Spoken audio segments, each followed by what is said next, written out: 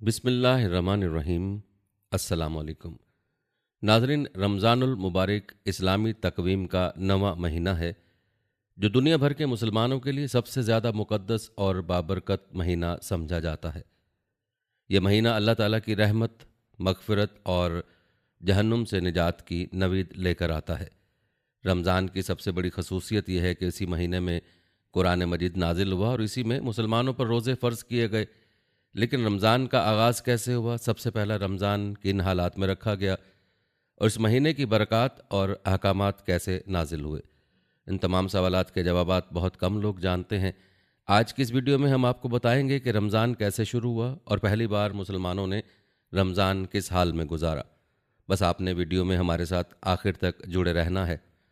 नाज़रीन, सबसे पहले बात करते हैं रमज़ान की इब्तिदा की और आपको बताते हैं कि रमज़ान कैसे और कब शुरू हुआ। नाज़रीन, याद रखें, रमज़ानुल मुबारक का आगाज़ दर हकीकत उस लम्हे से जुड़ा हुआ है जब अल्लाह ताला ने अपने आखिरी नबी हज़रत मोहम्मद मुस्तफ़ा सल्लल्लाहु अलैहि वसल्लम पर पहली वही नाजिल फरमाई।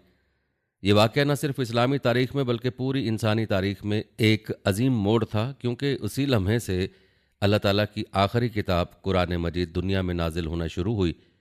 यही वो बाबरकत लम्हा था जिसने रमज़ान की अज़मत को कायम कर दिया और इसे दीगर तमाम महीनों से मुनफरिद बना दिया। नाज़रीन, वही के नज़ूल का वाक़या 610 ईस्वी में पेश आया जब नबी करीम सल्लल्लाहु अलैहि वसल्लम गार हिरा में इबादत में मशगूल थे।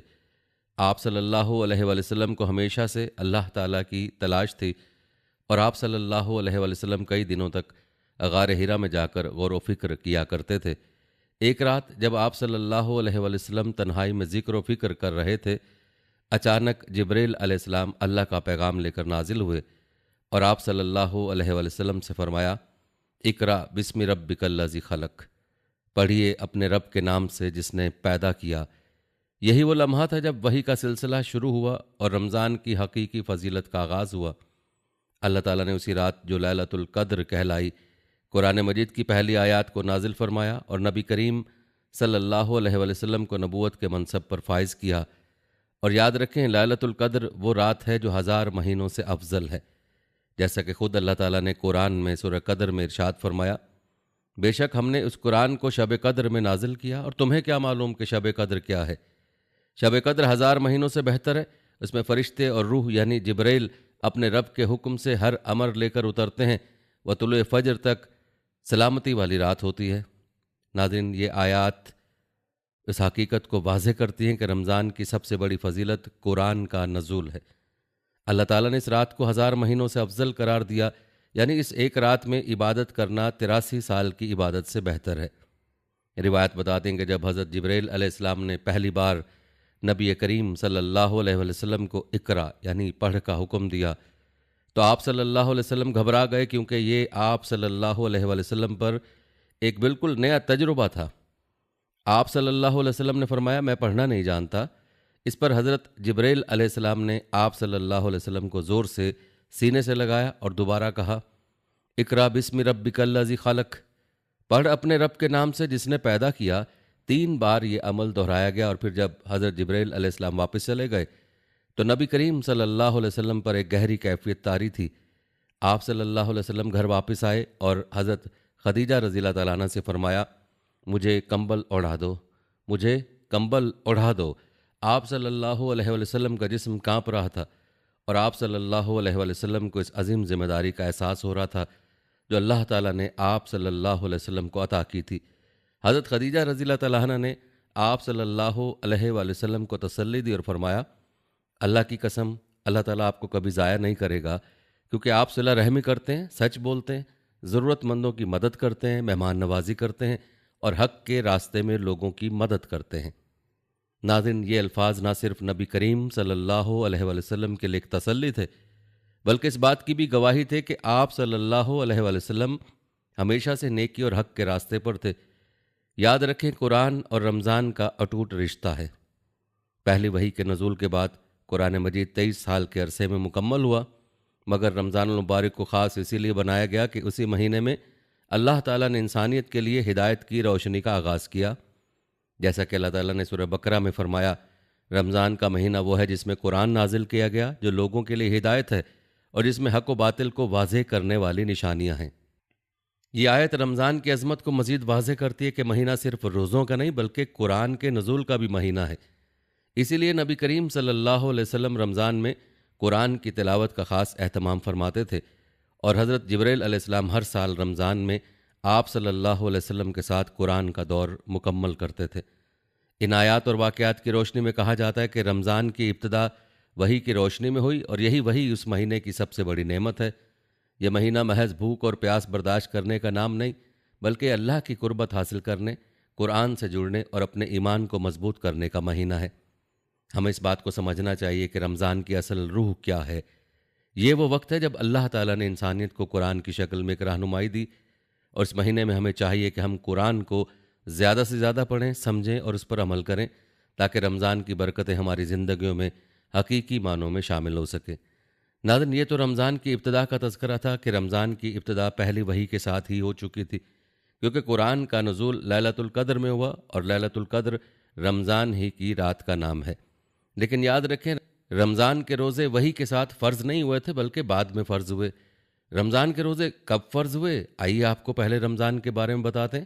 آپ کو بتاتے چلیں کہ اسلام کے ابتدائی دور میں عبادات میں بنیادی طور پر نماز، ذکر اور دیگر روحانی اعمال شامل تھے، مگر روزے کا حکم ہجرت مدینہ کے بعد سن 2 ہجری میں نازل ہوا۔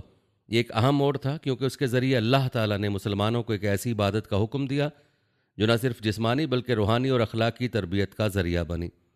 یاد رکھیں، اسلام میں ہر عبادت کے پیچھے ایک گہری حکمت پوشیدہ ہے، اور روزوں کا حکم بھی محض بھوک اور پیاس برداشت کرنے کے لیے نہیں دیا گیا، بلکہ اس کا بنیادی مقصد تقویٰ یعنی پرہیزگاری اور اللہ تعالیٰ کا قرب حاصل کرنا تھا۔ جیسا کہ اللہ تعالیٰ نے قرآن مجید میں روزوں کے فرض ہونے کے بارے میں ارشاد فرمایا، اے ایمان والو، تم پر روزے فرض کیے گئے ہیں جیسے تم سے پہلے لوگوں پر فرض کیے گئے تھے، تاکہ تم تقویٰ اختیار کرو۔ ناظرین، یہ آیت نہ صرف روزے کے فرض ہونے کی وضاحت کرتی ہے بلکہ اس میں یہ بھی بتایا گیا کہ روزہ کوئی نئی عبادت نہیں بلکہ پچھلی امتوں پر بھی لازم تھا۔ اس کا مقصد صرف فاقہ کشی نہیں بلکہ انسان کو تقویٰ، صبر اور روحانی پاکیزگی کی طرف لے جانا ہے۔ روایت بتاتی ہیں کہ جب یہ آیت نازل ہوئی اور روزے فرض ہوئے تو مسلمانوں نے اسے نہایت محبت اور فرما برداری کے ساتھ قبول کیا۔ وہ نبی کریم صلی اللہ علیہ وسلم کے ہر حکم پر دل و جان سے عمل کرتے تھے، اور روزے کو بھی ایک عظیم نعمت اور برکت سمجھ کر اختیار کیا۔ اور پہلے رمضان میں مسلمان جو مدینہ میں ہجرت کے بعد نئی زندگی کا آغاز کر رہے تھے، انہوں نے پہلی بار مکمل مہینے کے روزے رکھے۔ اس دوران نبی اکرم صلی اللہ علیہ وسلم نے خود روزے رکھے اور صحابہ کرام کو اس عبادت کے فضائل اور اس کے روحانی فوائد سے آگاہ کیا۔ یاد رکھیں، اسلامی تعلیمات میں اکثر اوقات کوئی بھی نیا حکم ایک تدریجی طریقے سے نافذ کیا جاتا ہے تاکہ لوگ اسے آسانی سے قبول کر سکیں۔ یہی معاملہ روزے کے ساتھ بھی ہوا۔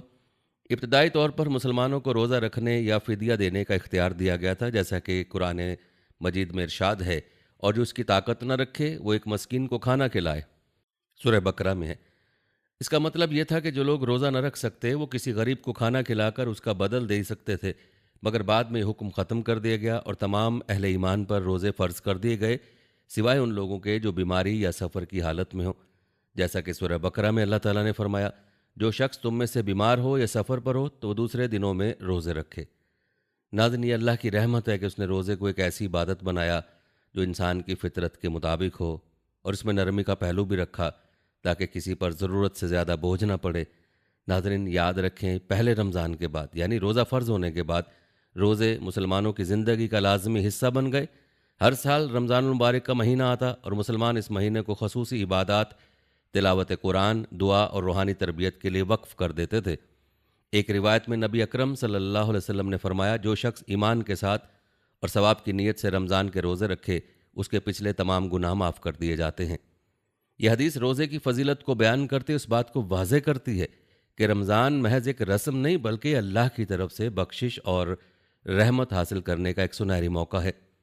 یاد رکھیں، پہلا رمضان مسلمانوں کے لیے ایک نئے سفر کا آغاز تھا، جس میں اللہ تعالیٰ نے انہیں ایک نئی عبادت عطا کی جو نہ صرف جسمانی بلکہ روحانی پاکیزگی کا بھی ذریعہ بنی۔ روزے کا مقصد صرف بھوک اور پیاس برداشت کرنا نہیں بلکہ ایک تربیتی عمل ہے جو صبر، تقویٰ، شکر اور اللہ سے قربت کو بڑھاتا ہے۔ اللہ کے فضل و کرم سے آج بھی ہر رمضان میں مسلمان اسی سنت پر عمل کرتے ہیں جو نبی اکرم صلی اللہ علیہ وسلم نے پہلے رمضان میں قائم کی تھی۔ یہ مہینہ ہمیں اپنی زندگی میں نیکی، پرہیزگاری اور اللہ کی محبت پیدا کرنے کا موقع فراہم کرتا ہے، تاکہ ہم نہ صرف رمضان میں بلکہ پوری زندگی اللہ کے قرب میں بسر کر سکیں۔ ناظرین، آپ نے پہلے رمضان کا تذکرہ ملاحظہ کیا کہ کیسے رمضان کی ابتدا ہوئی۔ اب آپ کو یہ بتاتے ہیں کہ مسلمانوں کا پہلا رمضان کن حالات میں رکھا گیا۔ یہ تذکرہ آپ کے ایمان کو تازہ کر دے گا، لہٰذا ویڈیو کو سکپ کرنے کی کوشش مت کیجیے گا۔ یاد رکھیں، جب رمضان المبارک کے روزے فرض ہوئے تو مدینہ منورہ میں مسلمان ایک نازک دور سے گزر رہے تھے۔ اگرچہ ہجرت کے بعد مسلمانوں کو ایک نئی سرزمین میسر آ گئی تھی جہاں وہ آزادانہ طور پر عبادات کر سکتے تھے، لیکن اس کے باوجود انہیں بے شمار چیلنجز اور آزمائشوں کا سامنا تھا۔ مہاجرین کی اکثریت بے گھر تھی، مدینہ میں بسنے والے یہودی اور منافقین سازشوں میں مصروف تھے، اور معاشی حالات بھی زیادہ مستحکم نہیں تھے۔ ایسے حالات میں رمضان کے روزے فرض ہوئے اور مسلمانوں نے پہلی بار اس بابرکت مہینے کو مکمل طور پر گزارا۔ یاد رکھیں، جب نبی کریم صلی اللہ علیہ وسلم اور ان کے صحابہ کرام مکہ سے ہجرت کر کے مدینہ پہنچے تو وہاں کا ماحول ان کے لیے بالکل نیا تھا۔ مدینہ میں انصار نے مہاجرین کا شاندار استقبال کیا، مگر اس کے باوجود بے گھر اور بے روزگار مہاجرین کو کئی مشکلات کا سامنا کرنا پڑا۔ مکہ میں ان کے گھر بار، مال و دولت، کاروبار اور جائیدادیں سب کچھ چھوڑنا پڑا تھا، اور مدینہ میں نئے سرے سے زندگی کا آغاز کرنا کوئی آسان کام نہیں تھا۔ اس دوران مدینہ میں موجود یہودی قبائل اور منافقین بھی مسلمانوں کے خلاف مختلف سازشیں کر رہے تھے۔ وہ نہیں چاہتے تھے کہ اسلام یہاں مضبوط ہو، اور اسی وجہ سے وہ اندرونی اختلافات پیدا کرنے کی کوشش میں لگے رہتے تھے۔ مدینہ کے مشرکین بھی ان کی حمایت کر رہے تھے، اور اس طرح مسلمانوں کو قدم قدم پر رکاوٹوں کا سامنا کرنا پڑتا تھا۔ معاشی مشکلات بھی ایک بڑا چیلنج تھیں، چونکہ مہاجرین اپنا سب کچھ مکہ میں چھوڑ کر آئے تھے، اس لیے ان میں سے کئی افراد کو خوراک اور پانی کی قلت کا سامنا کرنا پڑا۔ مدینہ میں زراعت اور تجارت کے وسائل محدود تھے، اور مسلمانوں کو اپنی بنیادی ضروریات کے لیے بھی بڑی جد و جہد کرنی پڑی تھی۔ ان حالات میں رمضان المبارک کے روزے فرض کیے گئے، جو بظاہر ایک اور بڑی آزمائش تھی، مگر در حقیقت یہ مسلمانوں کے لیے روحانی، جسمانی اور اخلاقی تربیت کا ایک بہترین ذریعہ بن گیا۔ ناظرین، آپ کو مزید بتاتے چلیں کہ پہلا رمضان اس لحاظ سے بھی منفرد تھا کہ اسی مہینے میں اسلام کی پہلی بڑی جنگ بدر لڑی گئی۔ یہ معرکہ 17 رمضان 2 ہجری کو پیش آیا اور اسلامی تاریخ میں ایک فیصلہ کن موڑ ثابت ہوا۔ اس جنگ میں مسلمانوں کی تعداد صرف 313 تھی، جبکہ کفار مکہ کی فوج 1000 سے زائد جنگجوؤں پر مشتمل تھی۔ اس کے باوجود اللہ تعالیٰ نے مسلمانوں کو فتح عطا فرمائی، اور اس بات کا واضح ثبوت تھا کہ رمضان نہ صرف عبادت بلکہ قربانی، صبر اور جہاد کا مہینہ بھی ہے۔ کہتے جب جنگ بدر کا وقت آیا تو مسلمانوں کے پاس وسائل کی شدید کمی تھی۔ ان کے پاس نامناسب ہتھیار تھے، نہ ہی زیادہ تعداد میں گھوڑے اور اونٹ۔ اس کے برعکس قریش کی فوج جدید اسلحے سے لیس تھی، ان کے پاس بھرپور ساز و سامان تھا، اور وہ ہر لحاظ سے زیادہ طاقتور نظر آ رہے تھے۔ مگر یاد رکھیں، ایمان کی طاقت کسی مادی چیز سے زیادہ ہوتی ہے، اور یہی چیز مسلمانوں کے کام آئی۔ یہ معرکہ پہلے رمضان کے دوران ہوا، اور کئی مسلمان روزے کی حالت میں تھے۔ اگرچہ اللہ تعالیٰ نے اجازت دی تھی کہ سفر اور جہاد کے دوران روزہ نہ رکھا جائے، لیکن بہت سے صحابہ کرام نے روزے کی حالت میں ہی میدان بدر میں شرکت کی۔ اس کا مقصد یہ تھا کہ وہ نہ صرف اللہ کے حکم پر عمل کریں بلکہ اپنی روحانی طاقت کو بھی مزید مضبوط کریں۔ نبی کریم صلی اللہ علیہ وسلم کی دعاؤں کی بدولت جنگ کے دوران اللہ تعالیٰ نے فرشتے نازل کیے جو مسلمانوں کی مدد کے لیے آئے۔ یوں کفار کو بدترین شکست ہوئی، ان کے بڑے بڑے سردار مارے گئے، اور مسلمانوں کو ایک زبردست فتح نصیب ہوئی۔ یاد رکھیں، اس جنگ نے مدینہ میں اسلامی ریاست کو مضبوط کیا اور مسلمانوں کو یہ یقین دلایا کہ اگر وہ صبر اور استقامت کا دامن تھامے رکھیں تو اللہ کی مدد ضرور شامل حال ہوگی۔ ناظرین، بات کی جائے پہلے رمضان کے روحانی اور عملی اثرات کی، تو پہلا رمضان مسلمانوں کے لیے ایک ایسا تجربہ تھا جس نے انہیں نہ صرف روحانی لحاظ سے بلکہ عملی زندگی میں بھی مضبوط بنایا۔ روزوں کا مقصد صرف بھوک اور پیاس کو برداشت کرنا نہیں تھا، بلکہ ایک تربیت تھی جس کے ذریعے مسلمان صبر، ضبط اور قربانی کا درس سیکھ رہے تھے۔ یہ مہینہ ان کے لیے ایک آزمائش تھا، مگر انہوں نے ثابت کیا کہ وہ اللہ کے ہر حکم پر عمل کرنے کے لیے تیار ہیں، چاہے حالات کتنے ہی سخت کیوں نہ ہوں۔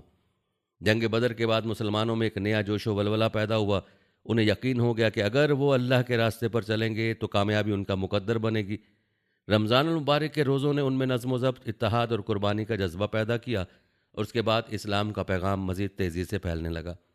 ناظرین، یہ پہلا رمضان اس لحاظ سے بھی اہم تھا کہ اس نے اسلامی معاشرے میں ایک نیا رواج متعارف کروایا، جہاں عبادات، صبر، قربانی اور جہاد سب کچھ ایک ساتھ شامل تھا۔ اس مہینے میں مسلمانوں نے اپنی روحانی اور جسمانی طاقت کو یکجا کیا اور اللہ کی رضا کے لیے ہر قربانی دینے کے لیے تیار ہو گئے۔ ناظرین، آپ نے ملاحظہ کیا کہ پہلا رمضان مسلمانوں کے لیے کڑا امتحان تھا، لیکن انہوں نے اس آزمائش میں کامیابی حاصل کی۔ روزے فرض ہونے کے بعد انہیں سخت حالات میں گزارنا پڑا، مگر انہوں نے نہ صرف اس فرض کو ادا کیا بلکہ رمضان کے دوران ہی جہاد میں بھی حصہ لیا اور فتح حاصل کی۔ اس بات کا ثبوت تھا کہ اسلام کا نظام عبادت اور زندگی ساتھ ساتھ چلتے ہیں، اور مسلمان کسی بھی حالت میں اپنے دینی فرائض کو ترک نہیں کرتے۔ یاد رکھیں، پہلا رمضان ہمیں یہ سکھاتا ہے کہ مشکلات اور آزمائشیں آتی ہیں، مگر اگر انسان اللہ پر بھروسہ رکھے، صبر کرے اور اپنی ذمہ داریوں کو پورا کرے تو کامیابی اس کا مقدر بن جاتی ہے۔ آج بھی رمضان المبارک کا مہینہ ہمیں صبر، ضبط، قربانی اور عبادت کی عملی مثال فراہم کرتا ہے، اور ہمیں نبی اکرم صلی اللہ علیہ وسلم اور ان کے صحابہ کرام کی پیروی کرنے کا موقع دیتا ہے۔ ناظرین، تاریخ گواہ ہے کہ جب پہلا رمضان آیا تو مسلمانوں نے انتہائی سادگی، خلوص اور عبادت کے جذبے کے ساتھ اس بابرکت مہینے کا آغاز کیا۔ چونکہ روزے پہلی بار فرض کیے گئے تھے، اس لیے مسلمانوں کے لیے یہ ایک نیا تجربہ تھا۔ تاہم چونکہ نبی کریم صلی اللہ علیہ وسلم خود ایک مکمل اور عملی نمونہ تھے، اس لیے صحابہ کرام نے انہی کی ہدایت کے مطابق روزے رکھنے شروع کیے۔ پہلے رمضان میں سحری اور افطاری کے لیے کسی مخصوص اہتمام یا دعوتوں کا رواج نہیں تھا۔ مسلمان جو بھی سادہ غذا میسر آتی اسی سے روزہ رکھتے اور کھولتے تھے۔ کھجور، دودھ اور پانی افطار کے لیے سب سے عام غذائیں تھیں، کیونکہ یہی چیزیں نبی کریم صلی اللہ علیہ وسلم بھی استعمال فرمایا کرتے تھے۔ جو لوگ استطاعت رکھتے وہ جو، مکئی یا کسی اور قسم کی روٹی بھی کھاتے، مگر زیادہ تر افطار نہایت سادگی سے کیا جاتا تھا۔ ناظرین، آپ کو بتاتے چلیں کہ جب روزے فرض ہوئے تو ابتدائی طور پر ایک خاص قاعدہ مقرر کیا گیا تھا جو بعد میں تبدیل کر دیا گیا۔ روایت بتاتی ہیں کہ پہلے رمضان میں اگر کوئی شخص افطار کے بعد سو جاتا تو وہ دوبارہ کچھ نہیں کھا سکتا تھا، چاہے اسے بھوک یا پیاس لگتی۔ سحری کی اجازت نہ تھی، بلکہ افطار کے بعد نیند آنے پر اگلے دن تک کھانے پینے کی ممانعت تھی۔ یہ قاعدہ مسلمانوں کے لیے خاصا مشکل ثابت ہوا۔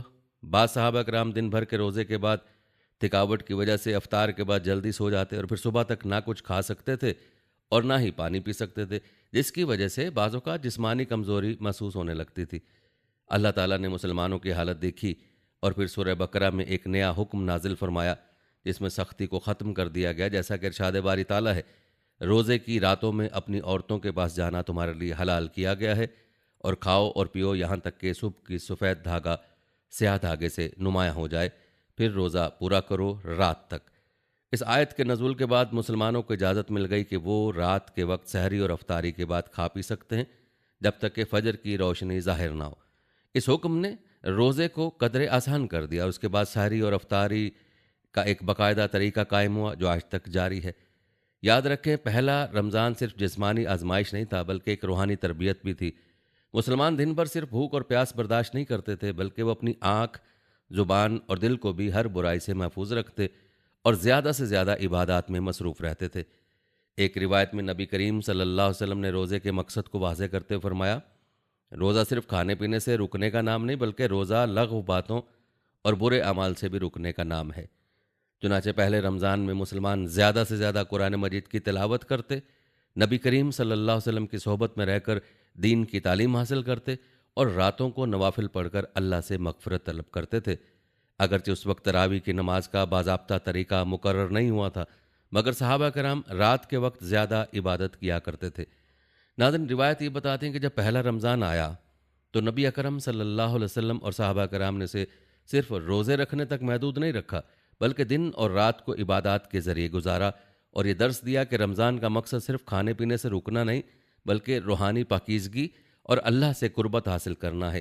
یہی وجہ تھی کہ پہلے رمضان سے ہی عبادات کا خاص اہتمام کیا گیا، جس میں روزہ، دعا، ذکر، قرآن کی تلاوت اور نوافل شامل تھے۔ روایت کے مطابق پہلے رمضان میں نبی اکرم صلی اللہ علیہ وسلم رات کے وقت زیادہ عبادت کیا کرتے تھے۔ آپ صلی اللہ علیہ وسلم تہجد کی نماز میں طویل قیام فرماتے، قرآن کی تلاوت کرتے اور اللہ سے دعا مانگتے۔ اسی دوران رمضان میں قیام اللیل یعنی تراویح کی بنیاد بھی رکھی گئی۔ نبی کریم صلی اللہ علیہ وسلم نے پہلے رمضان میں چند راتوں میں صحابہ کرام کے ساتھ جماعت میں قیام فرمایا، اور جب صحابہ کی تعداد زیادہ ہونے لگی تو آپ صلی اللہ علیہ وسلم نے اس خوف سے کہ کہیں یہ نماز فرض نہ کر دی جائے، تراویح کو باقاعدہ جماعت کی صورت میں قائم نہیں کیا۔ بعد میں حضرت عمر فاروق رضی اللہ تعالیٰ عنہ کے دور میں اسے باقاعدہ منظم کیا گیا اور 20 رکعت تراوی کو ایک مستقل عبادت کی شکل دے دی گئی۔ اسی طرح پہلے رمضان میں قرآن کی تلاوت کو خاص اہمیت دی گئی تھی، چونکہ اسی مہینے میں قرآن کا نزول ہوا تھا۔ اس لیے نبی اکرم صلی اللہ علیہ وسلم اور صحابہ کرام دن بھر روزہ رکھنے کے ساتھ ساتھ زیادہ سے زیادہ قرآن کی تلاوت کرتے اور اللہ کی حضور دعا کرتے۔ ناظرین، یہی وہ روایت تھیں جنہوں نے رمضان کو محض روزے کا مہینہ نہیں بلکہ روحانی تربیت، ذکر و عبادت اور اللہ کے قربت کا مہینہ بنا دیا، جو آج تک امت مسلمہ میں جاری و ساری ہے۔ ناظرین، یاد رکھیں، پہلا رمضان مسلمانوں کے لیے ایک نیا تجربہ تھا۔ روزہ رکھنے کا حکم تو آ چکا تھا، لیکن اس کی تفصیلات اور عملی شکل وقت کے ساتھ واضح ہوئی۔ جیسے جیسے اسلامی معاشرہ ترقی کرتا گیا، رمضان کے معمولات، عبادات اور اس کے ساتھ منسلک روحانی پہلو بھی زیادہ منظم ہوتے گئے۔ نبی اکرم صلی اللہ علیہ وسلم اور خلفائے راشدین کے ادوار میں رمضان کی عبادات کو ایک ترتیب دی گئی، اور یہ مہینہ نہ صرف ایک روحانی تربیت کا ذریعہ بنا بلکہ اس میں معاشرتی فلاح و بہبود کے کئی نئے پہلو بھی شامل کیے گئے۔ مثال کے طور پر تراویح کی نماز کی بات کی جائے تو پہلے رمضان میں نبی اکرم صلی اللہ علیہ وسلم نے صحابہ کرام کے ساتھ چند راتوں میں باجماعت قیام فرمایا، مگر بعد میں اس خدشے کے پیش نظر کہ کہیں یہ نماز فرض نہ کر دی جائے، آپ صلی اللہ علیہ وسلم نے باقاعدہ جماعت کا سلسلہ روک دیا۔ لیکن حضرت عمر فاروق رضی اللہ تعالیٰ عنہ کے دور میں جب اسلام پھیل چکا تھا اور مسلمان زیادہ ہو چکے تھے تو انہوں نے تراویح کی نماز کو جماعت کی صورت میں منظم کر دیا۔ اس وقت سے لے کر آج تک رمضان کی راتوں میں تراویح کی نماز ایک مستقل عبادت کے طور پر جاری ہے، جس میں قرآن پاک کا مکمل ختم کیا جاتا ہے۔ اس کے علاوہ ابتدائی طور پر مسلمان روزہ انتہائی سادگی سے افطار کرتے تھے۔ کھجور، پانی یا دودھ عام طور پر افطار کے لیے استعمال کیے جاتے۔ وقت کے ساتھ نبی اکرم صلی اللہ علیہ وسلم نے روزہ افطار کرنے کے مستحب طریقے اور دعائیں سکھائیں، جو آج بھی امت مسلمہ میں رائج ہیں۔ مثلاً روزہ افطار کے وقت کی دعا، اللہم لک صمت وعلی رزقک افطرت، اے اللہ میں نے تیرے لیے روزہ رکھا اور تیرے دیے ہوئے رزق سے افطار کیا۔ عام طور پر مسلمانوں میں مشہور ہوئی یہ روایات وقت کے ساتھ زیادہ پختہ ہوئیں، اور آج افطار کے وقت مسلمانوں میں اجتماعی دعاؤں کا اہتمام ایک معمول بن چکا ہے۔ اس کے علاوہ پہلے رمضان کے بعد اسلامی معاشرت میں ایک اور اہم اضافی صدقہ فطر کا حکم تھا، جسے نبی اکرم صلی اللہ علیہ وسلم نے فرض قرار دیا۔ اس کا بنیادی مقصد یہ تھا کہ غریب اور مستحق افراد بھی عید کی خوشیوں میں شامل ہو سکیں۔ مسلمانوں کو یہ تاکید کی گئی کہ وہ عید سے پہلے صدقہ فطر ادا کریں تاکہ ہر شخص کے لیے بنیادی ضروریات کا انتظام ہو سکے۔ آج بھی یہ ایک مستحکم روایت کے طور پر جاری ہے، اور دنیا بھر کے مسلمان رمضان کے اختتام پر یہ صدقہ ضرور ادا کرتے ہیں۔ اسی طرح نبی اکرم صلی اللہ علیہ وسلم نے رمضان کے آخری عشرے میں اعتکاف کا اہتمام فرمایا اور یہ سلسلہ ہر سال جاری رکھا۔ اعتکاف کے ذریعے مسلمان دنیاوی معاملات سے مکمل علیحدہ ہو کر عبادات، دعا اور ذکر میں مشغول ہوتے ہیں۔ خاص طور پر شب قدر کی تلاش میں آخری عشرہ بہت زیادہ اہمیت اختیار کر گیا۔ ناظرین، یاد رکھیں، پہلے رمضان کے بعد جیسے جیسے اسلامی ریاست مضبوط ہوتی گئی، رمضان المبارک کی عبادات میں مزید بہتری آتی گئی۔ مسلمان اس مہینے میں زیادہ عبادات کرنے لگے، غریبوں اور مسکینوں کی مدد کرنے کا جذبہ بڑھتا گیا، اور سماجی سطح پر ایک خوبصورت اسلامی ثقافت پروان چڑھی۔ اور آج بھی رمضان پوری دنیا میں مسلمانوں کے لیے نہ صرف ایک مقدس مہینہ ہے بلکہ یہ روحانی، جسمانی، سماجی اور اخلاقی تربیت کا ذریعہ بھی بن چکا ہے۔ یاد رکھیں، رمضان المبارک صرف ایک مہینہ نہیں بلکہ اللہ کی قربت حاصل کرنے، اپنی اصلاح کرنے اور روحانی پاکیزگی اختیار کرنے کا سنہری موقع ہے۔ پہلا رمضان جب مسلمانوں پر فرض ہوا تو یہ نہ صرف ایک آزمائش تھی بلکہ صبر، استقامت، قربانی اور اللہ سے محبت کا امتحان بھی تھا۔ وقت کے ساتھ ساتھ رمضان کی اہمیت اور اس کی حقیقی روح اور بھی زیادہ واضح ہوتی گئی۔ ناظرین، یاد رکھیں، روزہ محض بھوک اور پیاس برداشت کرنے کا نام نہیں بلکہ ایک مکمل تربیتی عمل ہے جو انسان کو اپنی نفسانی خواہشات پر قابو پانے، اپنی سوچ اور کردار کو بہتر بنانے اور اللہ کی رضا کے لیے خود کو وقف کرنے کا سبق دیتا ہے۔ یاد رکھیں، روزے کا مقصد صرف جسمانی مشقت نہیں بلکہ روحانی ترقی اور اللہ کا قرب حاصل کرنا ہے۔ رمضان ہمیں تقوی، صبر اور شکر گزاری کا درس دیتا ہے۔ روزہ ہمیں سکھاتا ہے کہ دنیاوی خواہشات کو قابو میں رکھتے ہوئے کس طرح اپنی روحانی اور اخلاقی بہتری کی جا سکتی ہے۔ رمضان کا پیغام یہی ہے کہ ہم صرف اپنے لیے نہیں بلکہ دوسروں کے لیے بھی سوچیں، غریبوں اور محتاجوں کی مدد کریں، صدقہ و خیرات دیں، حقوق العباد کا خیال رکھیں اور اپنی زندگی میں نیکیوں کو فروغ دیں۔ اللہ تعالیٰ نے رمضان کو برکتوں اور رحمتوں کا مہینہ بنایا تاکہ ہم اپنے گناہوں کی بخشش کروا سکیں اور ایک بہتر انسان بن کر اس دنیا میں زندگی گزار سکیں۔ नाज़रीन, आज की वीडियो में आपने मुलाहजा किया कि रमज़ानुल मुबारक का आगाज़ अल्लाह की तरफ से एक अजीम नेमत के तौर पर हुआ और ये सिलसिला आज तक जारी है। पहला रमज़ान सख्त हालात में रखा गया, लेकिन ईमान की ताकत ने मुसलमान को मजबूत किया और इसका अजर अल्लाह ने बदर की फ़तह की सूरत में दिया। आज भी रमज़ान हमें यही सिखाता है कि कुर्बानी, सब्र और तकवे का रास्ता इख्तियार करें तो अल्लाह की रहमत हमारे शामिल हाल हो जाती है। यही वो बाबरकत महीना है जिसमें हर साल मुसलमान एक नए जोश व जज्बे से इबादत करते हैं और अल्लाह से मग़फ़िरत तलब करते हैं ताकि वो अपनी ज़िंदगी में हकीकी कामयाबी हासिल कर सकें। अल्लाह ताला से दुआ है कि अल्लाह ताला हमें रमज़ान मुबारक के महीने के सही मानों में कदर करने की तौफ़ीक़ अता फ़रमाए, आमीन। नाज़रीन, ये थी हमारी आज की वीडियो। कमेंट सेक्शन में अपनी राय का इजहार ज़रूर करें और बताएं कि आप अगली वीडियो कौन से इस्लामिक टॉपिक पर देखना चाहते हैं। आपकी कीमती राय हमारे लिए बहुत अहमियत रखती है और जाने से पहले वीडियो को शेयर ज़रूर कीजिएगा। हम उम्मीद करते हैं कि आपको हमारी आज की वीडियो ज़रूर पसंद आई होगी। अगर आपको हमारी आज की वीडियो पसंद आई है तो इसको लाइक करें। आखिर में उन लोगों से एक बार फिर दरख्वास्त है कि हमारे चैनल को ज़रूर सब्सक्राइब कर लें जिन्होंने अभी तक हमारा चैनल सब्सक्राइब नहीं किया हुआ। सब्सक्राइब के साथ लगे घंटी के बटन को भी ज़रूर क्लिक करें ताकि आपको हमारी आने वाली मज़ीद वीडियोज़ का नोटिफिकेशन बर वक्त मिलता रहे। अल्लाह ताला आपको अपनी हिफ्ज़-ए-मान में रखे, आमीन।